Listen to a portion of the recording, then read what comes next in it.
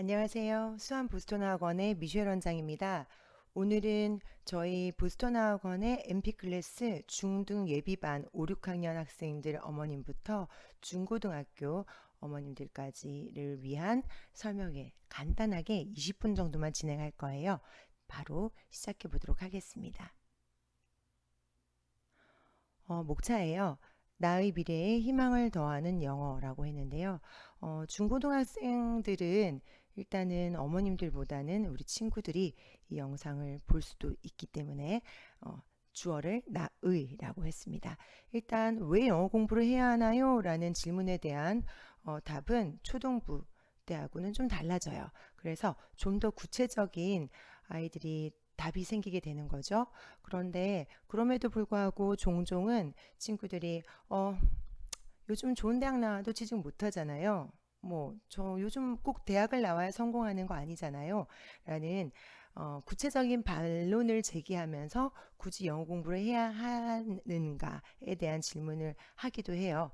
저는 이렇게 생각합니다.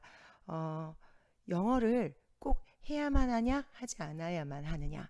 거기에 초점이 아니고요. 그렇게 반론을 제기하는 아이들의 마음속에는 정말 구체적인 자기의 미래에 대한 확신과 미래에 대한 대학을 배제시킨 계획이 있어서 그렇게 이야기하는 아이들보다는 훨씬 공부가 싫고 공부가 버겁고 그냥 벗어나고 싶은 핑곗거리의 일종으로 그렇게 이야기하는 경우가 많다고 재판단이 되어지네요. 그래서 그런 핑계성 또는 도피성 반론보다는 정말 구체적으로 영어를 내가 잡았을 경우, 영어를 어느 정도 목표치에 달성했을 경우에 내가 나아갈 길에 지금은 정확하게 정해져 있지 않더라도 내가 나아갈 길의 방향에서 영어에 도움을 받을 수 있는 그리고 영어를 무기로 사용할 수 있는 경우를 생각해 본다면 단순히 대학 가는 것뿐만이 아니거든요. 어떠한 뭐 공인 인증 시험도 있을 거고요. 또는 고시도 있을 거고요. 뭐 공무원 시험도 있을 것이고 편입 시험도 있을 것이고요. 영어를 제외한 어떤 공적인 시험이 잘 없잖아요. 그렇게 생각한다면 충분한 목표는 제공할 수 있다고 생각을 합니다. 그러면 먼저 중등부 영어 준비, 고등부 전략, 중고등부 내신, 그리고 중고등부 비교 입시 제도와 마무리 간략하게 살펴보도록 시작해 볼게요. 먼저 중등부 영어예요. 지금 MP반 어머님들 이제 곧 중학생이라는 생각에 마음이 막 설레시고 걱정이 되시고 답답하시고 여러 가지 복합적인 생각이 드실 것 같아요. 일단은 글쎄요. 영어에 대한 부분만 말씀을 드릴게요. 중등부 영어는 무엇을 준비해야 할까요? 문법부터 독해력까지 쭉 정리해 보았습니다. 먼저 1번. 이건 주로 아이들이 하는 질문 또는 학부모님이 하시는 질문이에요. 중등 문법도 중요한가요? 고등학교 가면 문법 안 중요하던데요. 고등학교 가면 전부 다 독해 문제라고 하던데요. 중등 문법 중요한가요? 제 대답은 네, 중요합니다. 중학교에서 문법을 가르치는 이유는 당연히 있어요. 왜냐하면 문법을 통해서 그 구문을 나눌 수 있고요. 문장을 보는 힘을 얻을 수가 있는 거예요. 전혀 필요 없는 것을 단순하게 시험을 치기 위해서 혹은 우리 아이들을 괴롭히기 위해서 하는 건 아니거든요. 중등 문법 중요합니다. 물론 세세한 그 뭐라 그럴까요? 용법을 묻는 문제라든지 단순하게 이제는 원어민들도 구분하지 않는 그런 디테일한 전치사를 구분하는 문제라든지 이런 것들은 조금 어, 치사한 문제에 해당하겠지만 중등 문법 중요합니다. 두 번째, 대답이 먼저 올라왔네요. 어휘요. 원어민도 모르는 단어인데 제가 이거 꼭 외워야 돼요? 네, 외워야죠. 원어민도 모르는 단어지만 우리 시험엔 나오잖아요. 우리가 이제 초등학교 때처럼 원어민과의 뭐 능숙한 대화 이거는 좀 접어두고요. 정말 목표치를 좁혀가면서 가지치기를 하고 좀 목표를 좁혀놨을 때 가능성이 많은 거예요.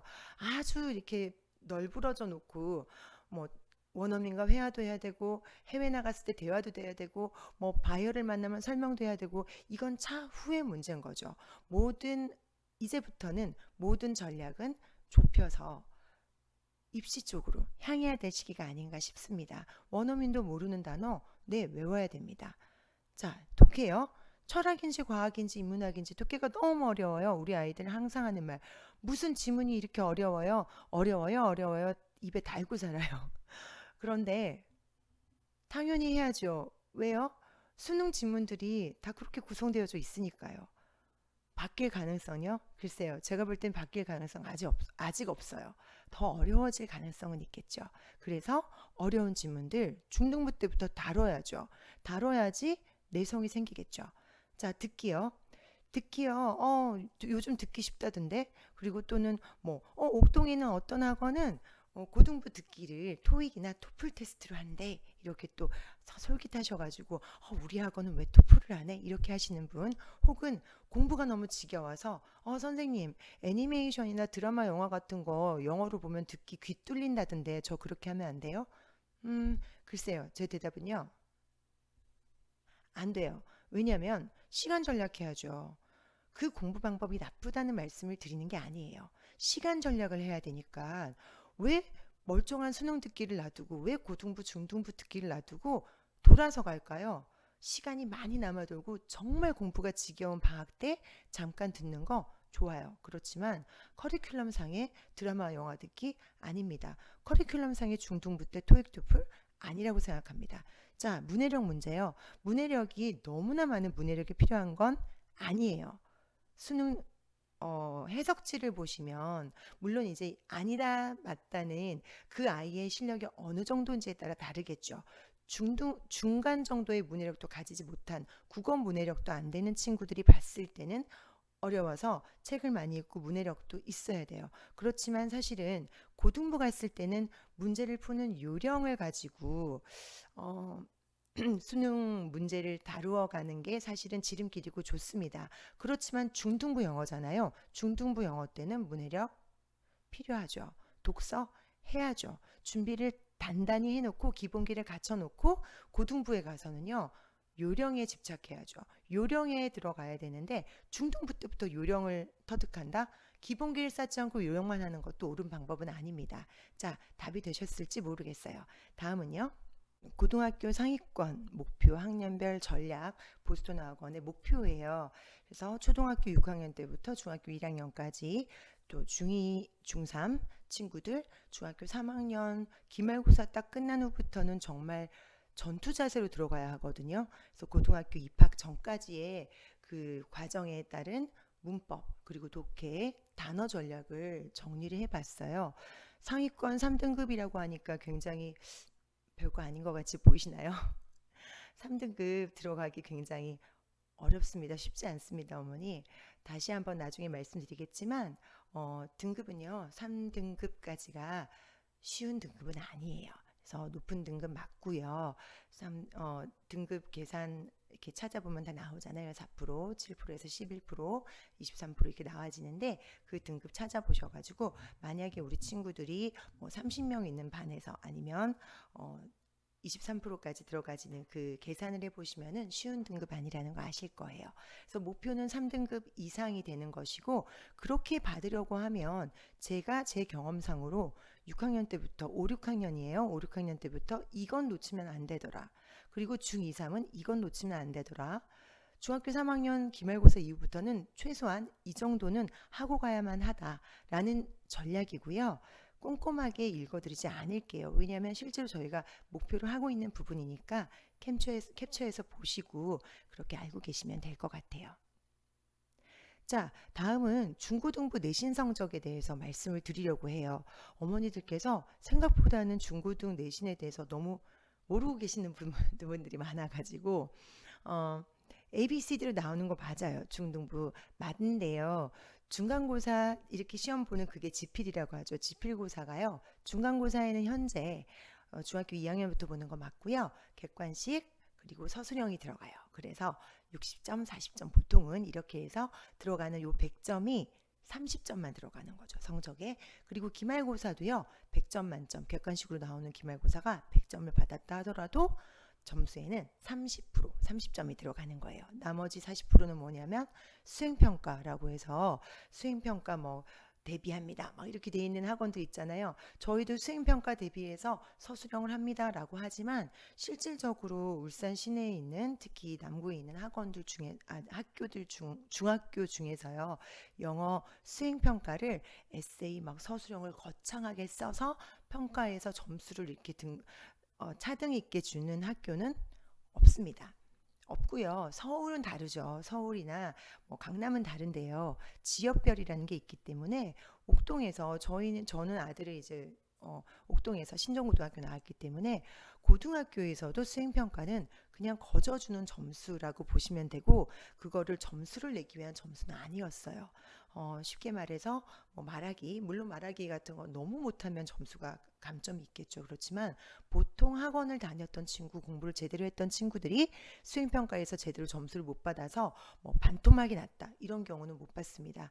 뭐 대신 친구들이 꼼꼼하지 못해서 선생님의 그 내어주는 학습지 또는 과제를 제대로 못해서 감점 받았다. 노트 정리를 못해서 감점 받았다. 있을 수 있어요. 정말 중요하거든요. 수업 태도가 안 좋아서 감점 받았다. 있을 수 있죠. 그건 학원의 역량이 아니고 아이들의 자세에 대한 문제예요. 그래서 그 부분은 어쩔 수 없는 부분이고요.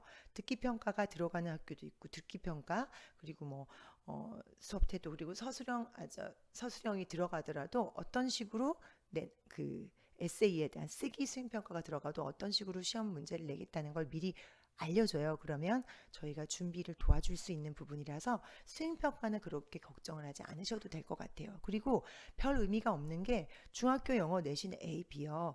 A 거의 다 받는 A예요. 거의 다 받는 A라는 것은 거의 반 50%, 한 40%, 3, 40% 정도는 거의 A를 받고 있기 때문에 그리고 또 조금 모자라서 실수해서 B를 받았다고 하더라도 이제는 우리가 특목고를 가야 되는 뭐 압박감이나 고등 인문계를 못 가서 문제가 되는 친구들은 없잖아요. 그러니까 영어 내신 A를 꼭 받아야 된다. A의 목숨을 걸고 이런 건 아니라고 생각을 해요. 제가 생각하는 중고등 내신에서 중등부의 내신은요.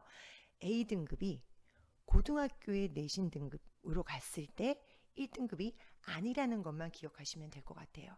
많은 어머님들이 정말 안일하게 그리고 많은 친구들이 중학교 때 A를 받으면 A를 받는 친구들이 얼마나 많은지에 대한 데이터가 없어요. 요즘은. 그렇다 보니까 잘한다고 생각을 하고 게으르게 기본기를 준비해 놓으면 고등학교 가서 내신 등급이요. 중학교 때 A 받은 친구들이 고등학교에 1등급부터 4, 5등급까지 퍼지게 되는 거예요. 4등급 받는 친구도 중학교 때는 A 받았었고요. 5등급 받는 친구들도 중학교 때는 A 받았었어요. 이걸 모르는 경우가 너무 많은 거죠. 그래서 겁을 주고 막 엄포를 놓기 위해서가 아니고 분위기를 조성하기 위해서 학원 안 다니면 큰일 나. 뭐 이런 말씀을 드리는 게 아니에요. 우리 중학생들이 보스턴에 다니는 너희들은 최소한 중학교 내신 A를 가지고 아니란 생각으로 안주하지 말자는 말씀을 드리는 거예요. 그리고 MP반들 중등 예비 5, 6학년들은 중학교 내신 A가 너희들의 목표는 아니라는 걸 반드시 짚고 넘어가려고 말씀을 드리는 거예요. 그리고 내신 성적과 모의고사 성적은 구분하셔야 됩니다. 고등부 어머님들, 고등부를 바라보고 있는 중등부 어머님들, 내신 등급은요. 상대평가 등급이고요. 수능은요. 모의고사를 대비하는 수능과 모의고사와 수능은요. 절대평가 등급제예요. 그래서 90점이 넘으면 A. 그렇지만 90점이 넘는 A를 90점 그거 아무나 받는 거 아니야? 아무나 받는 거 아니고요. 지금 절대평가가 된 이후로 계산을 쭉 해보면 대략적으로 한 7%, 8%라고 제가 결과를 본 게 있는데요. 7% 정도가 1등급이니까 그렇게 녹록한 등급은 아니에요. 아무나 90점 받는 거 아니거든요. 네. 그래서 이렇게 내신 성적에 대한 감각을 제대로 알고 가야 된다는 거. 다음은요. 중고등학교의 시험량을 비교를 한번 해볼게요. 중학교 이거는 방금 얼마 전에 쳤던 중간고사 중간고사 대비를 했죠. 얼마 전까지. 그래서 제가 목이 지금 돌아오고 있지 않는데요. 중학교 중간고사 시험 대비가요. 범위가요. 거의 울산은 2과밖에 안 돼요. 보통은 3과가 돼야 되거든요. 3과가 돼야 되는데 2과밖에 안 돼요. 울산이 좀 진도를 많이 빨리 못 나가고 있는 편인 것 같은데 외부하고 비교를 해봤을 때 교과서가요. 겨우 2가고 외부 지문 솔직히 별로 안 나와요. 그리고 나오는 학교 거의 없고요. 저도 무거동에도 남구고 여기도 남구인데 무거동에도 거의 없고요.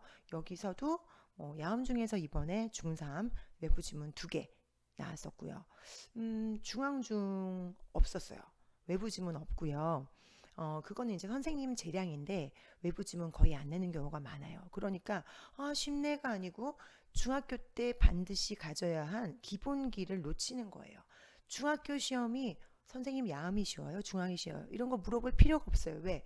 중학교 시험 점수로 대학을 가는 거 아니에요. 중학교 시험 점수가 나의 영어 실력이 아니니까 기본기를 쌓아가야 하는데 쉬운 학교 갔다? 정말 기본기가 잘 쌓아질까요? 안일해질 가능성이 훨씬 많아요. 중학교 시험이 다소 외부 지문도 있고 까다로운 경우에 그 학교 학생들이 고등학교 가서의 등급은 더 잘 받을 가능성이 많더라고요. 제 경험상으론 그랬어요.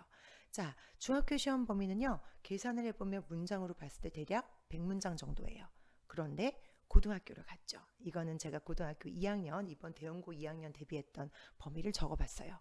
모의고사 변형 문제가 나오는데요. 그것도 이번에는 2학년 것과 3학년 것이 섞여서 지문이 한 10개 됐었어요. 그래서 지문만 해도 20개. 그것도 대형 고등학교는 번호를 찍어줘요. 가르쳐주지만 가르쳐주지 않는 경우도 많습니다. 중구만 해도 가르쳐주지 않고 모의고사를 작년 거, 올해 거 2개 낼 거야. 이렇게만 가르쳐주는 경우도 있어요. 그럼 그 많은 지문을 다 해야 되는 거죠. 교과서도요. 1과에서 4과까지였어요. 그런데 교과서 한 과의 내용도 중등부거의 한 2~3배는 돼요. 외부 지문이요? 나왔었어요. 이번에 대원고 2학년. 수특에 있는 지문을 6개나 줬어요. 그래서 대비하는데 진짜 힘들었는데 그게 대략적으로 문장으로 계산하면 문장도 어마무지하게 긴데 그 문장으로 계산을 했을 때 600문장 정도가 되어지는 거죠. 어떻게 되냐면 이렇게 공부량이요. 중학교에서 고등학교는 5배 정도 4배에서 6배니까 제가 볼 때는 5배 정도의 에너지가 들어간다고 보시면 돼요. 다시 한번 말씀드립니다. 겁주려고 하는 거 아니에요. 겁주려고 하는 게 아니고 중학교 때 생각을 해보고 기본기를 다주자는 얘기를 하고 있는 거예요. 자, 변화하는 입시제도와 고교 학점제. 제가 아니고도요. 변화하는 입시제도와 고교 학점제에 대한 여러 가지 의견들 유튜브 영상 치면 어마무지하게 많이 올라와 있으니까 참고하시고요. 저까지 거기에 숟가락 얹을 필요는 없을 것 같아요. 저는요. 변화하는 입시제도 지금 정확하게 간략하게 말씀드리면 학생부 종합 전형이 줄어요. 그죠? 그리고 교과가 원래도 많았지만 교과가 높아지고요. 꼼수를 쓸 수 있는 게 점점 줄어들어요. 그리고 꼼수라는 건 시상 내역 그리고 세특, 세부 특기사항 이런 걸 가지고 할 수 있는 것들이 줄어들고 있어요. 그러니까 순수하게 공부 능력을 보겠다는 걸로 변화하고 있는 거죠. 다시 공부 능력으로 돌아가고 있어요. 그리고 고교 학점제요. 말도 많고 걱정도 많이 하시고 진짜 될까요 하는데 저는 별로 걱정할 게 없다고 생각을 해요. 오히려 어떻게 보면 입시를 준비하는 데는 더 좋은 쪽으로 생각할 수도 있을 것 같아요. 그래서 거기에 대한 세부적인 사항은 접어두고 찬성 반대 이런 것도 접어두고요. 정말로 해서 학점을 못 채워서 고교를 졸업하지 못한 학생, 그런 학생은 보스턴에 있지 않을 것 같아요. 거기까지 걱정할 리는 없고요. 공통 과목이 아닌 이제 선택 과목을 해서 학점을 채우는 ABCD로 나눠지는 그 점수가 대입에 반영될 것인가 안 될 것인가를 신경을 써야 될 것 같아요. 제가 볼 때는 저희 내피셜은요. 안 될 것 같아요. 왜냐하면 대학의 입장에서는 공부를 잘하는 학생을 뽑고 싶잖아요. 그러면 선택 과목으로 비교할 수가 없는 거죠. 그러면 다시 말하면 공통 과목 국영수 사과 들어가는 이 공통 과목 1학년 때 들어가는 지금처럼 등급제를 나누는 상대평가의 등급제를 나누는 고1이 사실은 입시에 가장 중요한 시점이 될 수도 있어요. 자, 이렇게만 볼까요? 그러면 달라지는 입시제도의 이해와 전략에 대해서 다시 한번 정리를 해볼게요. 자, 첫 번째, 제가 나누는 툴은 이래요. 준비되어져 있는 학생, 뭐냐면 영어가 좀 되어져 있는 학생, 영어가 제일 자신 있는 학생. 그러면 영어를 무기로 활용할 수 있어요. 어떻게 하냐면요. 학생부 교과나 학생부 종합전형이든지 간에 수능 최저가 생겼어요. 그거 알고 계세요?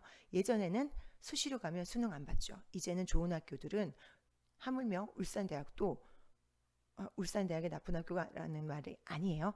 서울권을 비교해서 말씀드리는 거예요. 웬만한 대학들은 다 수능 최저 등급이 생겼어요. 그래서 수능에서 합격을 하더라도 수능을 봐서 최소한 2개의 합, 3개의 합, 5개의 합 이런 식으로 합쳐서 등급을 요 정도는 받은 친구만 합격할 수 있는 거죠. 이해가 되시나요? 그러면 영어를 잘해서 나는 영어를 절대평가니까 1등급 받을 수 있는 친구예요. 수학은 진짜 못해요. 빼고 2합, 3합 맞출 수 있는 거죠. 어때요? 영어를 무기로 활용할 수 있겠죠.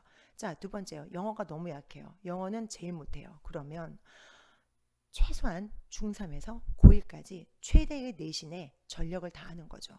전략적인 접근이 필요하잖아요. 그때는 자기가 자신 있는 과목은 다소 미뤄두고 최대한으로 영어에 신경을 쓰는 거죠. 그때까지 피치를 올려서 전력을 다할 수 있는 전략을 짤 수 있을 것 같아요. 자, 그렇다면 초중등보다 훨씬 더 개별 전략이 필요한 때, 이게 바로 중고등부인 것 같아요. 그런데 중요한 건 정말 상담은 어머님과 하는 게 아니거든요. 학생들의 자세가 진짜 중요한데 정말 중요한 건 중고등부 학생들은 그 자세가 갖춰지지 않은 아이들이 너무 많아요. 안타까운 현실인 거죠. 자, 마무리입니다. 마무리예요. 입학사정관제도에서 학생부 종합전형, 학생부 교과, 그리고 다시 고교학점제 계속 변하고 있어요. 그렇지만 사실은 본질은 변하지 않습니다. 뭐가 중요한 거라고요? 국영수요. 예전이나 지금이나 본질은 변하지 않아요. 그리고 기본기를 탄탄히 해야 된다는 것도 변하지 않죠. 그리고 밑에 자기주도, 즉 동기부여, 메타인지, 긍정적인 마인드, 회복 탄력성, 그리고 근성, 복합적인 조화. 너무 좋은 말들이잖아요. 다 알고 계시죠? 모르시면 검색해서 공부하세요. 그걸 공부시켜드리기 위해서가 아니고 이렇게 좋은 말을 다 넣어봐야, 이렇게 좋은 말을 넣어서 내가 공부를 해서 알고 있지만 정작 공부를 하는 우리 친구들은 이것과 관계가 없는 게 슬픈 현실이에요. 그러면 우리는 어떻게 해야 되냐? 보스턴은 어떻게 해야 되냐고요? 중고등부 영어요. 너무 안타깝잖아요, 어머니. 저희도 안타깝고 저도 안타깝고요. 자다가도 벌떡벌떡 깰 때가 있어요. 아이들 때문에 너무 안타까워서. 학부모님들은 제 마음이 이런데 어떠시겠어요?